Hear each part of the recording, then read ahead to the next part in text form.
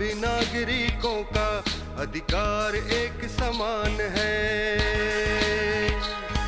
आदिवासी दलित महिलाओं के लिए, शोषित ग्रामीण बेसहारों के लिए झालसा का योगदान है। आओ करें इंसाफ और अपने हक की बात, कानून की बात, कानून की बात, कानून की बात, कानून की बात। जोहार, नमस्कार।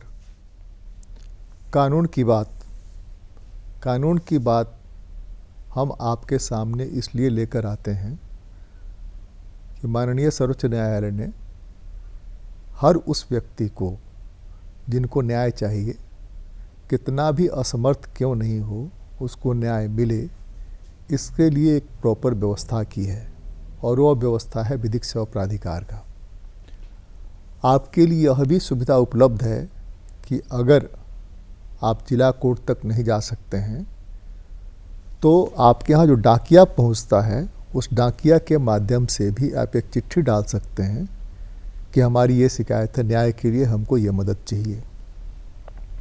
इतनी सारी सुविधाओं के होने के बावजूद अगर आपको न्याय नहीं मिल पाता है या न्याय तक नहीं पहुंच पाते हैं तो इसमें न्याय व्यवस्था से ज़्यादा आपका पक्ष कमज़ोर होगा और आप तमाम सुविधाएं होते हुए भी न्याय मिलने की बहुत सारी उम्मीदों को खो देंगे। हर जिला जहां अदालत है, जिला अदालत में ही एक विधिक सेवा प्राधिकार का ऑफिस है, वहां पहुंच कर के भी आप अपना काम करा सकते हैं। और 4-5 कैटेगरी दी गई है, जिस कैटेगरी में फ्री ऑफ कॉस्ट, बिना एक पैसे के कानूनी सलाह और मुकदमे लड़ने की सारी सुविधाएं दी जाती हैं। उनमें महिलाएं हैं, उनमें वो लोग जो एससी हैं, एसटी हैं, दिव्यांग हैं, ट्रांसजेंडर हैं और जिनकी आमदनी सालाना 3 लाख रुपए से कम है। वो चाहें तो अपने हक की लड़ाई के लिए विधिक सेवा प्राधिकार की मदद ले सकते हैं, जो हमने बताया कि डाकिया के माध्यम से भी ले सकते हैं या जिला विधिक सेवा प्राधिकार के दफ्तर में पहुंच करके भी ले सकते हैं। केस करने के पहले भी ले सकते हैं, जिसको प्रीमीडिएशन कहते हैं, और केस करने के बाद भी अदालत को गुहार कर सकते हैं कि भाई हमको मीडिएशन में इस केस को भेजा जाए। अदालतें भी भेजती हैं बहुत सारे केसेस में, अब तो सुप्रीम कोर्ट का आदेश भी है। आज हम बात करेंगे उन बच्चों पर जो बच्चे ईश्वर का वरदान होते हैं। और बच्चों की पैदाइश होने पे कौन किस तरह का दिव्यांग होगा, कौन सा अंग उसका काम नहीं करेगा, ये आप भी नहीं जानते हैं, डॉक्टर भी नहीं जानता और शायद ऊपर वाला भी नहीं जानता है। प्रकृति की देन है और सब लोग उसको उपहार मान के ग्रहण करते हैं। इसके अलावा समाज में आने के बावजूद खान पान, रहन सहन, रोड एक्सीडेंट, बहुत सारे फैक्टर्स हैं जिसमें कि बच्चे दिव्यांग हो जाते हैं, विकलांग हो जाते हैं, बहुत सारी परेशानियां शुरू हो जाती हैं। उन बच्चों के लिए जो सरकारी स्कीम्स है, वो सरकारी स्कीम तभी मिलेगा जबकि उनके पास दिव्यांगता का प्रमाण पत्र होगा। आज हम इसी पर बात करते हैं कानून की बात में। हमारे साथ झारखंड विधिक सेवा प्राधिकार के उप सचिव मनीष कुमार मिश्रा जी हैं, स्वागत है आपका। इन्हीं से बात करेंगे कि इसके लिए क्या स्कीम है। पहले तो ये बताएं कि दिव्यांग के लिए न्यायालय ने कैसे सोचा कि उनके लिए भी कुछ अलग से करना चाहिए, इसलिए गवर्नमेंट की बहुत सारी बॉडीज़ है जो काम करती रहती है। पहले तो मैं ये बताना चाहूँगा कि जो भी दिव्यांग बच्चे हैं या दिव्यांग जन हैं, उनको विधिक सेवा प्राधिकरण जो 1987 है, उसके अंतर्गत वो free of cost legal services पाने के अधिकार हैं। Okay. Free of cost legal services मिलेगा उनको तो कहाँ मिलेगा? वो या तो न्यायालय में कोई केस हुआ है, या उनकी तरफ से कोई केस करना है, या उनके विरुद्ध कोई अगर केस किया तब मिलेगा। तो ये एक तो हमारा स्टैट्यूटरी फ्रेमवर्क दिया हुआ है और इसमें वो फ्री ऑफ कॉस्ट विधिक सेवा प्राप्त करने के लिए उनके एक चीज़ और हम जान लेना चाहते हैं, इसी से जुड़ा हुआ है कि उनके गार्जियन उसके दिव्यांगता के सर्टिफिकेट के आधार पर उसके हक के लिए भी लड़ सकते हैं। बिल्कुल लड़ सकते हैं, ये एक पहलू हुआ। इसके अलावा उसके और भी डायमेंशंस हैं कि मान लिया कोई दिव्यांग बच्चा है तो उसको हो सकता है कि उसको स्कूल में एडमिशन के लिए हो, रेसिडेंशियल अकोमोडेशन उसको ज़रूरत हो। अगर कोई मानसिक रूप से दिव्यांग बच्चा है तो हो सकता है कि उसको साइकोलॉजिकल असिस्टेंस का ज़रूरत हो, या उसके अलावा मान लिया अगर फिजिकल डिसेबिलिटी बच्चा है वो कहीं पे भी जा रहा है तो उसको एक ट्राईसाइकिल चाहिए। ट्राईसाइकिल के साथ साथ में जो अगर कोई पब्लिक इंस्टीट्यूट अगर एक्सेस करना चाह रहा है तो वो वहाँ पे वैसा स्लोप बना हुआ होना चाहिए। उसके अलावा जितना पब्लिक टॉयलेट्स हैं या इंस्टीट्यूशन में जो टॉयलेट्स हैं वहाँ पे डिसेबल बच्चों से संबंधित स्पेशल एक टॉयलेट होना चाहिए। ये सारी व्यवस्थाएं हैं और सरकार के इस पे नियम और स्कीम्स भी हैं, लेकिन धरातल पे कितना है कितना नहीं है ये एक देखने वाली बात है। तो इसी को लेकर हम लोगों ने अभी एक 45 दिन का एक कैंपेन, मेडिकल बेनिफिट भी तो उसको मिल सकता है, इसमें बहुत सारे बच्चे ठीक हो जाते हैं, बहुत मैंने उनकी विकलांगता बहुत हद तक दूर हो जाती है। बिल्कुल दूर हो जाती है। और उनको मेडिकल असिस्टेंस के लिए एक कानून भी बना हुआ है कि सरकार ने सेंट्रल गवर्नमेंट का एक 2016 का कानून है कि rights of person with disabilities को लेके। उसके अलावा एक मेंटल डिसेबल बच्चों के लिए भी या पर्सन्स के लिए भी एक 2017 में कानून पास किया गया। उसमें स्पेसिफिक प्रोविज़न यही दिया गया कि कोई भी बच्चा अगर विकलांग है, मानसिक रूप से अगर विकलांग है, तो उसको फ्री ऑफ कॉस्ट जो भी साइकोलॉजिकल इंस्टीट्यूट होगा वो सरकार द्वारा संचालित या सरकार द्वारा एडेड अगर कोई है जहाँ पे भी है तो उसको फ्री ऑफ कॉस्ट उसको उसमें उसका चिकित्सीय दाखिला मिलेगा, चिकित्सीय उसका जो भी उपचार होगा, जो टेस्ट जो भी होगा, मतलब वो सारा कुछ उसको फ्री ऑफ कॉस्ट मिलेगा। और अगर फिजिकल डिसेबिलिटी बच्चों को है तो उसको लेके फिर प्रोविज़न किया कि उनके मान लिया अगर कोई किसी बच्चे का सुनने में अगर कोई प्रॉब्लम है तो उसके लिए सरकार की स्कीम है, उसको हियरिंग के लिए जो मशीन आता है उसको जांच करना और उसके लिए मशीन की व्यवस्था कराना।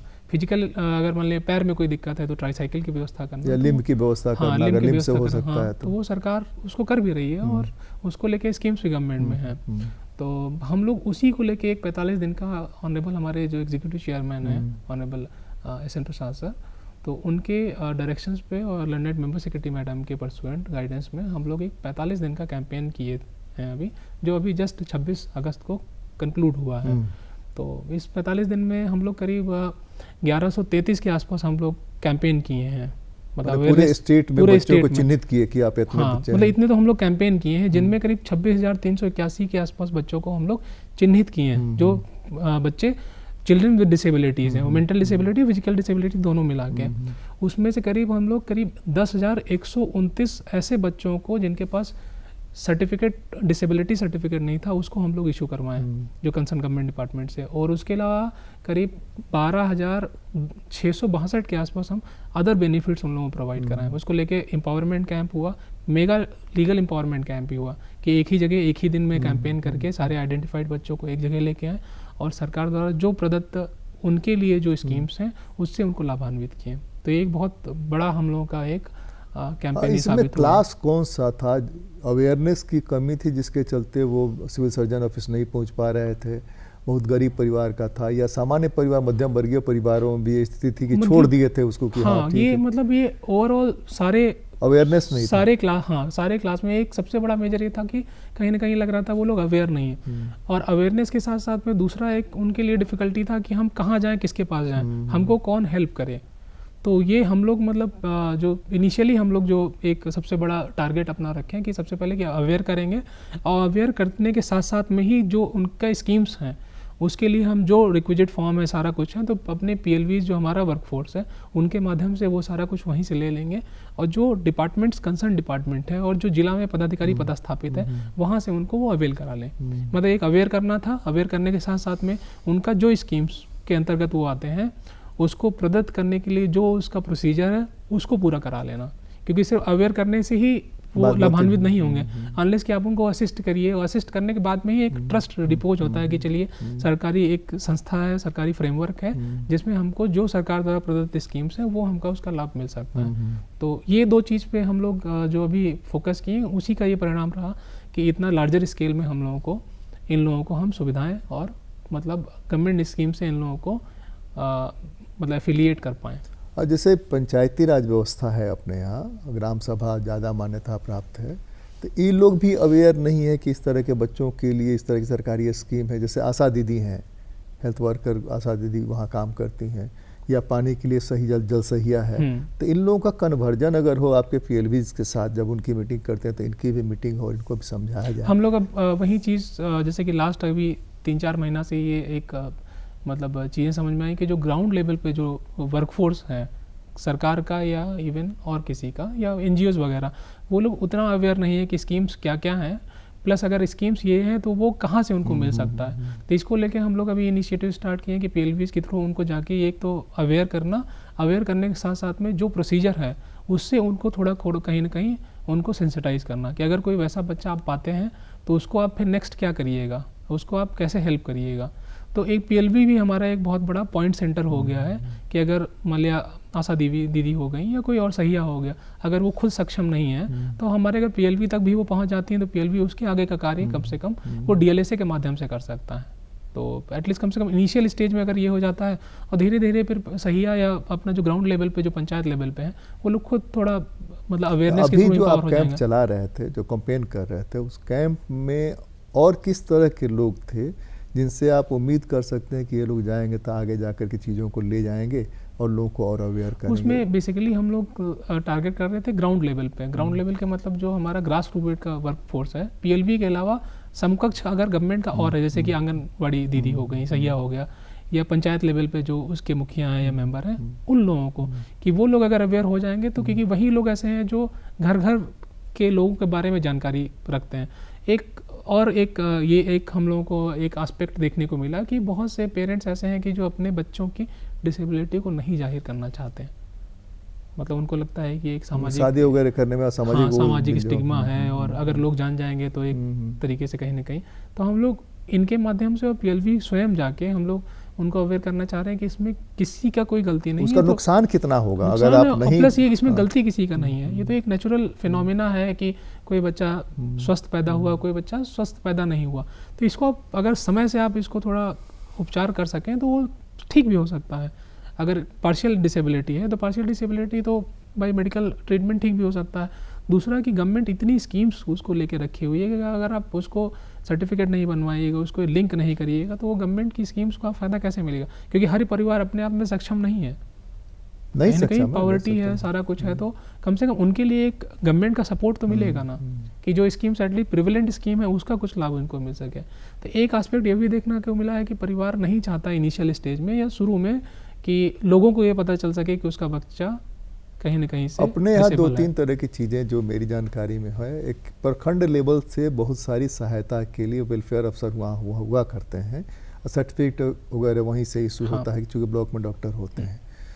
तो वो धीरे धीरे कालक्रम में डिफंक्ट होता चला गया है, वो या नहीं भी हैं, चूँकि अपॉइंटमेंट नहीं हुआ तो बहुत सारी जगह लोग नहीं है, जैसे यहाँ डायरेक्टर नहीं है, लंबे समय से कई साल हो गए डायरेक्टर नहीं है। तो इस तरह में भी दिक्कतें आती हैं कि लोगों को कहाँ से लें। गए ब्लॉक से एक बार लौट करके चले आए, फिर कोई नहीं बताने वाला है कि ठीक है ब्लॉक में नहीं मिला तो और कहाँ हमको मिल सकता है जहाँ जा करके हम ले लें। उसको लेके से हम लोग इस बार वाले में से कैंपेन के टाइम में हम लोग क्या किए, जो सिविल सर्जन्स हैं जो उस डिस्ट्रिक्ट के, उनको हम लोग रिक्वेस्ट किए डायरेक्टली कि जो बच्चे आइडेंटिफाई हो रहे हैं तो आप ये सुनिश्चित करिए जिस ब्लॉक में जहाँ पे भी है वहाँ पे किसी डॉक्टर्स को डिप्यूट करके आप उनका एटलीस्ट कम से कम मेडिकल के थ्रू उनका सर्टिफिकेट आप बनवा दीजिए। तो ये बहुत सक्सेसफुल रहा कि अगर कोई डॉक्टर नहीं अवेलेबल है तो किसी को फॉर टाइम बिंग डिप्यूट कर दिया, तो वो PLV के माध्यम से कम ये लोग या आंगनबाड़ी अगर वो लोग को है नॉलेज, अदरवाइज PLV हम लोग के तो बहुत मतलब यूज़फुल फोर्स है जो उस लेवल पे है कि अगर कोई डॉक्टर वहाँ पे उस ब्लॉक में अवेलेबल नहीं है तो वो DLSA के माध्यम से रिक्वेस्ट करके CS से उसको कुछ समय के लिए मान लिया 2 घंटे के लिए डिप्यूट कराया कि भाई 2 दिन के बाद एक कैंप लगेगा जो सिर्फ बच्चों का सर्टिफिकेट को लेके होगा और 2 घंटे के लिए ये डॉक्टर इस ब्लॉक से आएंगे, मान लिया उस ब्लॉक में अगर नहीं तो दूसरे ब्लॉक से आएंगे। तो ये एक हम लोग अभी इनिशियल स्टेज में इसको स्टार्ट किए हैं। एक और चीज़ इसमें ऐड करना चाहते हैं, अपने लोगों को समझाना भी चाहते हैं, हम खुद समझना चाहते हैं कि झारखंड में कुपोषण बहुत है। कुपोषण की वजह से मंदबुद्धि बच्चे हो रहे हैं, इसलिए कि उसके बारे में है कि 3 साल तक अगर उसको प्रॉपर खुराक नहीं मिलता है तो बच्चा मंदबुद्धि होगा ही होगा। और स्कूलों में यह बहुत देखने को मिलता है, टीचर बताते नहीं है, टीचर उल्टे उसको डांटते हैं, या छड़ी है तो छड़ी का इस्तेमाल करते हैं कि उस समय से पढ़ा रहे हैं 2 दूनी 4, अब तुमको 2 दूनी 4 समझ में नहीं आ रहा है, बोलते नहीं हैं। और धीरे धीरे उनकी मानसिक विकलांगता की स्थिति पहुंच जाती है। क्योंकि मंदबुद्धि हो जाते हैं तो समाज में जो होता है उसको किनारे करना, इस तरह के लोगों को भी चिन्हित करने का काम, और इन लोगों को अगर कोई सपोर्ट चाहिए उस तरह का, पढ़ाई की अलग व्यवस्था हो सकती है कि एक बार में अगर दो दूनी चार नहीं समझते हैं तो स्पेशल एजुकेट, हाँ स्पेशली एजुकेशन, तो उसमें कोई टीचर है ही नहीं। लगभग पूरे स्टेट में स्थिति ये है कि उस तरह का कोई स्पेशल टीचर नहीं है जो उनका ख्याल रखे और उनकी व्यवस्था करे। या एक समूह बना करके, यह व्यवस्था नहीं है कि उसके लिए अलग स्कूल है जहाँ स्कूल में जा कर के वो जाए और उस ढंग से पढ़ाया जाए ताकि चीज़ों को समझ सके। क्या है कि उसका नतीजा ये होगा कि आने वाले दिनों में झारखंड के लिए एक बहुत बड़ा अभिशाप साबित होगा। अभी झारखंड इकोनॉमिक सर्वे की रिपोर्ट है कि 67% महिलाएं एनेमिक हैं। एनेमिक महिला, एनेमिक पुरुष किस तरह के बच्चे को जन्म देगा, आप वो अंदाज़ा लगा सकते हैं। इस क्रम में हमको लगता है इन बच्चों से मुलाकात आपकी कम हुई होगी और वो लोग कैंप में नहीं आए होंगे, इसलिए कि आपने बताया ना कि एक छुपाने का स्टिग्मा नहीं हो जाए, इस वजह से भी हमको लगता है कि अगला अगर कैंपेन चले या आपके PLVs हैं तो उनके साथ आपको डायलॉग करना चाहिए कि इस तरह के बच्चे अगर कहीं दिखें जो ज़्यादा गड़बड़ है तो इनको किस तरह का मेंटल सपोर्ट चाहिए, फिजिकल सपोर्ट चाहिए, वो सपोर्ट कैसे हो सकता है। इसको हम लोग उसी तरीके से देख सकते हैं जैसे कि हम लोग अभी आइडेंटिफिकेशन प्रोसेस जो लास्ट 45 डेज़ वाला था, तो उसमें जैसे कि हम लोग फिजिकल डिसेबल और मेंटल डिसेबल बच्चों का किया, तो ये भी एक तरीके से कहीं ना कहीं मेंटल एक उसी कैटेगरी में फॉल करेगा जैसे ऑटिज़म बच्चों का होता है। ऑटिज़म बच्चों में है तो क्योंकि उनको एक स्पेशल ट्रीटमेंट चाहिए, उनको समय चाहिए, और आप सेंसिटिव होना बहुत ज़रूरी है कि अगर बच्चे नहीं रिएक्ट कर रहे हैं, कुछ नहीं कर रहे हैं, तो हम लोग अभी क्योंकि ये कैंपेन मतलब एंड नहीं हुआ है, मतलब 45 डेज़ स्पेशल हम लोग इंटेंसिव कैंपेन किए थे और ये कंटिन्यू ही रहेगा। तो आगे में हम लोग इस चीज़ को और ज़्यादा पूरे स्टेट में कैंपेन एक साथ चला, पूरा स्टेट में एक साथ 45 डेज़ का कैंपेन। तो सबसे ज़्यादा कहाँ पर आंकड़ा है, सबसे ज़्यादा कहाँ का है? ये सबसे ज़्यादा थोड़ा संथाल एरिया का कुछ मिला, और जैसे रांची में बहुत से बच्चे ऐसे मिले जो डिसेबल। संथाल एरिया में ही बहुत ज़्यादा, पाकुड़ का इलाका जहाँ सबसे ज़्यादा पॉवर्टी है, जहाँ सबसे ज़्यादा एनेमिक है, और वो इलाका, वहाँ पे इलाका, और रांची में भी डिस्ट्रिक्ट में काफ़ी मिले। और मतलब ये एक थोड़ा है कि आप वन टाइम ये कोई कैंपेन नहीं हो सकता, क्योंकि ये कंटिन्यूस कैंपेन, क्योंकि इतना, क्योंकि आपको लार्जर स्केल में अगर मिलना तो इसका मतलब है कि बच्चे और भी होंगे जो अभी ट्रेस आउट नहीं हो पाए, क्योंकि टाइम बहुत आपके पास उतना नहीं है कि आप 2 साल का कैंपेन लेके चलें। तो हम नेक्स्ट कैंपेन जो हम लोग अभी इसका कंटिन्यूएशन में पार्ट 2 में स्टार्ट करेंगे, तो उसमें कोशिश करेंगे कि ऐसे बच्चों को भी हम लोग स्पेशली आइडेंटिफाई करें जो बच्चे मंदबुद्धि वाले बच्चे हैं, और उनको देखें। आप अपने कैंपेन में शायद ये जोड़ सकते हैं कि शहरों में अटल क्लिनिक जगह जगह खुले हुए हैं, जो सबसे नज़दीकी पॉइंट है उसका, वहाँ भी अपने बच्चों को दिखा करके अपने बच्चे के लिए अगर जरूरत पड़े सर्टिफिकेट दे, वो अगर ना कर रहा है तो उसके ऊपर भी बहुत गुंजाइश है। हाँ, मतलब एक शहर में आने जाने की सुविधा बहुत आसान हो गई है। हाँ, अभी तो बहुत थोड़ा खर्च करके भी शहर पहुँचा सकता है CS के यहाँ, और CS के यहाँ वो क्या नहीं तो आशा दीदी को ट्रैप करे, आशा दीदी को कहे कि भाई हमारे बच्चे के साथ ये है, चलो एक बार दिखा दो, तो आशा दीदी भी इसमें मदद करेंगी। और PLV मिल जाए तो फिर पूछना ही नहीं है। PLV मतलब एक यही है कि जैसे हम लोगों का ये था कि बस एक बार आइडेंटिफाई हो जाए, क्योंकि प्रॉब्लम ये हो रहा था कि बड़ी संख्या आइडेंटिफाई हुई, छोटी मोटी संख्या नहीं है, बड़ी बड़ी संख्या। फैमिलीज बहुत विलिंग नहीं रहते हैं कि हमारे बच्चा का पता चले और लोग जाने कि मतलब स्पेशल चाइल्ड है इनके वहाँ। तो अब हम लोग नेक्स्ट टाइम में और थोड़ा एक्सटेंसिव कैंपेन करेंगे इसी को लेके कि वैसे बच्चों को जो अगर छूट गए हैं या उस कैटेगरी में फॉल नहीं कर रहे हैं और सब कैटेगरी में कहीं फॉल कर रहे हैं, जैसे मंदबुद्धि वाले बच्चे हो गए, तो उनको लेके एक बार फिर से एक रिगरस कैंपेन करें कि वो मिल जाते हैं तो एटलीस्ट हम उनको, सरकार क्या क्या उनको सुविधाएं दे सकता है। तो अभी सर्टिफिकेट मिलने से सुविधाएं क्या होंगी और सरकारी स्कीम्स क्या क्या, इस पर कुछ प्रकाश डाल सकते हैं क्या? जैसे सर्टिफिकेट मिलने के बाद एक तो सबसे बड़ा है कि आप फ्री ऑफ एजुकेशन का है, जितने गवर्नमेंट स्कूल्स वगैरह हैं उनमें बच्चों को फ्री ऑफ एजुकेशन मिलेगा। स्कॉलरशिप्स हैं बच्चों को कि मतलब गवर्नमेंट अपना एक मिनिमम स्कॉलरशिप रखा है कि हर मंथ वैसे बच्चों की स्कॉलरशिप से वो करेगी, लिंक करेगी। उसके अलावा है कि फ्री ट्रीटमेंट को लेके बहुत जगह ऐसा है कि जैसे रेलवेज़ हैं या ट्रांसपोर्ट हैं जहाँ पे आपको अगर कोई बच्चा अलग से बोगी की व्यवस्था, अलग से कंसेशन भी मिलता है, कंसेशन की व्यवस्था है। उसके अलावा मान लिया ट्रैवल के अलावा अगर मान लिया कोई हॉस्पिटल एक्सेस कर रहे हैं तो वहाँ पे स्पेशल उनको लाइन में नहीं लगना, OPD में दिखाना, तो स्पेशल एक प्रोविजन रहता है, वो कर सकते हैं। साइकेट्रिक हॉस्पिटल्स में अगर दिखाना है तो उसके लिए वो लोग सर्टिफिकेट मांगता है। कल को वैसे ही बच्चे मान लिया अगर एम्प्लॉयमेंट में जाते हैं तो उसके लिए बहुत ज़रूरी होता है कि जब आप क्लेम करते हैं तो आपको कोई सर्टिफिकेट लगाने के बाद ही, तो मतलब बहुत सी स्कीम्स हैं ऐसी गवर्नमेंट की कि हर मतलब बच्चे का क्या स्टेज में है वो बच्चा, उस स्टेज के हिसाब से गवर्नमेंट की स्कीम है। तो एटलीस्ट कम से कम उससे हम उनको लिंक करके जो गवर्नमेंट का एग्जिस्टिंग स्कीम है उनका वो लाभ ले सकें। तो तो आपके पीएल भी इन चीज़ों के बारे में जानते हैं और आशा दीदी के साथ उनका हाँ वो वही मतलब ग्रास रूट लेवल पे जितने भी हैं, जैसे पंचायत हो गया, आशा देवी हो गया, सहिया हो गया, उन्हीं लोगों के कोऑर्डिनेशन के साथ वो लोग इस कैंपेन को सक्सेसफुल वो लोग बनाया। तो वो कंटिन्यूअस एक इस प्रोसेस है। कैंपेन में पंचायती राज संस्थाओं के पदाधिकारी, मुखिया हो गए, वार्ड हाँ। पार्षद हो गए, और ये क्या नाम है, ग्राम सभा के ग्राम प्रधान सभा हो के, गए, उस तरह के लोग आए। हाँ वो सारे लोग और उन लोगों ने समझा चीज़ों को, आप लोगों ने समझा, और समझाया। वो लोग ही मतलब एक हमारे लिए फर्स्ट कांटेक्ट पर्सन बने। हाँ, हाँ। क्योंकि कहीं भी गांव में जब आप चाहिएगा, अगर पीएलवी उस गांव का है तब तो ठीक है, अगर दूसरे गांव में जाता है तो यही लोग होते हैं जो उसके बारे में बताते हैं कि गांव की संख्या कितनी है, कहाँ पे उनको लग रहा है कि हो सकता है बच्चे वहाँ के हों, क्योंकि वही लोग ऐसे मान लिया, और सहिया लोग जैसे मान लिया, और आंगनबाड़ी सेविकाएँ से रहे तो घर घर वो जाती हैं, तो उनको एक आइडिया रहता। तो यही लोग वो पूरा हेल्प किए उनको आइडेंटिफिकेशन कराने में, आइडेंटिफिकेशन और प्लस उनको समझाने में परिवारों को।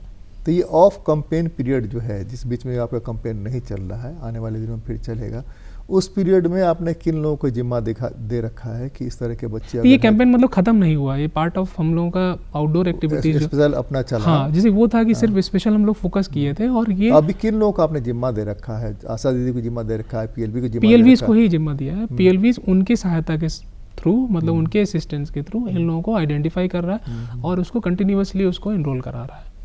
किस तरह के बच्चों की संख्या ज़्यादा है? किस तरह का फिजिकल डिसेबिलिटी वाले बच्चे ज़्यादा संख्या में किस तरह के? जैसे जिनको मतलब फिजिकल डिसेबिलिटी, पैर चल नहीं पाते, पहले तो पोलियो वाली बीमारी थी, आजकल कमजोरी वाली बीमारी, कमजोरी वाला बीमारी हो गया, और कुछ बच्चे ऐसे मिले जिनको मेंटल डिसेबिलिटी वाले, लेकिन मैक्सिमम बच्चे जो मिले फिजिकल डिसेबिलिटी वाले। यहाँ पर बहुत से बच्चे ऐसे मिले हैं जिनको जैसे कि मान लिया देखने में मतलब जिनकी वो नहीं है, और मतलब देख नहीं सकते वैसे बच्चे, या जिनको सुनने में बहुत विजिबिलिटी प्रॉब्लम वाले बच्चे जो है वो मिले, और संख्या अच्छी थी जो मतलब विजुअलाइज नहीं कर पा रहे, देख नहीं पा रहे ठीक ठाक। वो मिक्स संख्या थी, फिजिकल डिसेबिलिटी वाले ज़्यादा बच्चे मिले, जैसे जिनको मतलब फिजिकली मतलब सिम्टम देखने से ही लग रहा है कि पैर में। स्कूल्स भी तो इसको आइडेंटिफाई कर सकते हैं कि बच्चा अगर बोर्ड नहीं पढ़ पाता है, जैसे वो कौन फिल्म थी जिसमें कि वो आमिर खान वाली फिल्म थी, तारे ज़मीं पे। हाँ, तारे ज़मीं पर, तो वो भी तो आइडेंटिफाई कर सकते हैं कि बच्चा अगर नहीं पढ़ पाता है तो कहीं ना कहीं कोई कारण होगा। लेकिन वैसे बच्चों की संख्या बहुत कम होगी, क्योंकि बहुत से पेरेंट्स ऐसे हैं जब बच्चों को अपने स्कूल ही नहीं भेजते हैं, जैसे कि जो स्पेशल चाइल्ड्स होते हैं बहुत से बच्चे, अगर रूरल वर्ल्ड में आप देखेंगे तो वैसे ऐसे बच्चे हैं जिनको वो घर पे ही रखे हुए हैं, वो नहीं दिखाना चाहते समाज को कि मेरा बच्चा वो है, या बहुत ज़्यादा इंटरफेस नहीं कराना चाहते हैं। तो स्कूल में संख्या कंपैरेटिवली कम थी, वैसे बच्चे ज़्यादा मिले जिनको मतलब सोसाइटी में उनको मतलब एक्सपोज नहीं किया गया। तो एक सबसे बड़ा टारगेट यही था कि वैसे बच्चों को आइडेंटिफाई करके सर्टिफिकेट। आंगनबाड़ी जो महिलाएं हैं, आंगनबाड़ी जो चलाती हैं, उनके यहाँ तो बच्चे जाते हैं खाने के लिए, खासकर जो बिलो पॉवर्टी लाइन के बच्चे हैं वो जाते, तो वो भी आइडेंटिफाई नहीं कर पाते। हाँ, वो नहीं वही लोग मतलब इस चीज़ में हेल्प किया, क्योंकि शुरू में जो आइडेंटिफिकेशन हुआ उन्हीं के थ्रू हुआ, तो वैसे ही बच्चों को वो लोग आइडेंटिफाई किया कि जिनसे उनका एक्सेस हुआ, जैसे घर गए या बच्चे खाने के लिए आए हैं कुछ हुआ, तो वो लोग ही मतलब इनिशियली आइडेंटिफिकेशन कराएं। तो लेकिन वैसे संख्या ज़्यादा बच्चों की थी जो स्कूल गोइंग बच्चे नहीं थे। अच्छा। हाँ, तो हम लोग अभी कोशिश कर रहे हैं कि उन बच्चों को स्कूल में एडमिशंस को लेके कम्युनिटी स्कूल। मैंने एक अंदाज लगाया जाए तो आप जन 26,000 समथिंग बच्चों को जो आपने छांटा, उसमें कितने बच्चे होंगे जो स्कूल गोइंग नहीं होंगे? और एज ग्रुप क्या होगा? काफ़ी संख्या होगा बच्चों का, 50% से अबव, 50% अराउंड बच्चे होंगे जो स्कूल गोइंग नहीं होंगे, स्कूल जाते ही नहीं थे। हाँ, मतलब इनिशियली हमको लग रहा है वो एडमिशन करवाएं, फिर उसके बाद जाना बंद कर दिया, जैसे 1 साल 1.5 साल गए उसके बाद फिर डिसकंटिन्यू। फिर उनका मिड डे मील नहीं मिलता होगा? हाँ, मिड डे मील उनका फिर नहीं हुआ, तो लेकिन अब फिर हम लोग उनको री एडमिशन करवा रहे हैं कि कम से कम जिनका डिसकंटिन्यूएशन रहा है, जिनका मान लिया एडमिशन ही नहीं हुआ, उनको कम से कम एडमिशन कराने के बाद कम से कम उनका जो पौष्टिक आहार है या सारा चीज़ है वो कम से कम मिल सके। इस कैंपेन का मैसेज पब्लिक को क्या देना चाहेंगे? मैसेज आप बताएं कि ये कैंपेन हम चला रहे हैं और ये कंटिन्यूटी में है। वो तो स्पेशल कैंपेन था कि हम गए और कैंप लगा किए, अब उनको क्या करना है जिनके गार्जियंस हैं, जो आशा दीदी चला रही हैं? मेरा मैसेज यही है कि पेरेंट्स को लेके स्पेशली कि कम से कम अपने बच्चों को, वैसे बच्चों को छुपाएं नहीं, उन बच्चों को लेके उनको लेके सरकार बहुत ज़्यादा सेंसिटिव है और हम लोगों का जुडिशल विंग भी बहुत सेंसिटिव है, तो वैसे बच्चों को कम से कम आप एक्सपोज करिए और देखिए क्या क्या स्कीम्स हैं बच्चों को लेके, क्योंकि सबके लिए कोई ना कोई स्पेशल प्रोविज़न गवर्नमेंट, क्योंकि वेलफेयर स्टेट है तो सबके लिए कहीं ना कहीं प्रोविज़न बना हुआ, तो उन बच्चों को उनसे लिंक कराएं और बच्चों को हमेशा मोटिवेट करें, उनको ये एहसास ना होने दें कि आप किसी से कम हैं। इसीलिए दिव्यांग बच्चों का शब्द का ही इसीलिए चयन किया गया दिव्यांग, तो वैसे बच्चों को आप और मोटिवेट करें, स्पेशल केयर करें और समाज कम से कम उनको स्पेशल चाइल्ड की तरह ट्रीट करे, ना कि वैसे बच्चों को जो कि मतलब और लोगों से कमतर हैं। आपके लिए बहुत सारी अपॉर्चुनिटी है। पारा ओलंपिक भी चल रहा है जिसमें कि इस तरह के बच्चे जा रहे हैं। आप अपने बच्चे को अगर आइडेंटिफाई नहीं करते हैं, आप सर्टिफिकेट नहीं लेते हैं, तो जो सुविधाएं मिलने वाली है वो आपको नहीं मिलेंगी। उससे आपका और आपके बच्चे का ही नुकसान होगा। कानून की बात में आज तो बस इतना ही। अगली बार मिलते हैं तो कुछ इस पर और विस्तार से चर्चा करेंगे। जिस तरह के बच्चे आए, उनके साथ जो ट्रीटमेंट हुआ, उनको कहाँ भेजा गया, कैसे भेजा गया, आपको ही बताएंगे ताकि आप अवेयर रहें। आप पीएलबी को पकड़िए, आशा दीदी को पकड़िए, ग्राम प्रधान को पकड़िए, ग्राम पंचायत को पकड़िए। कुछ नहीं है तो डाकिया के माध्यम से चिट्ठी भेजिए कि हमारे यहाँ, हमारे गांव में या हमारा बच्चा इस तरह की स्थिति में है। कानून की बात में आज तो बस इतना ही। अगली बार मिलते हैं, किसी और मुद्दे पर चर्चा करते हैं। बहुत बहुत धन्यवाद। नमस्कार, जोहार।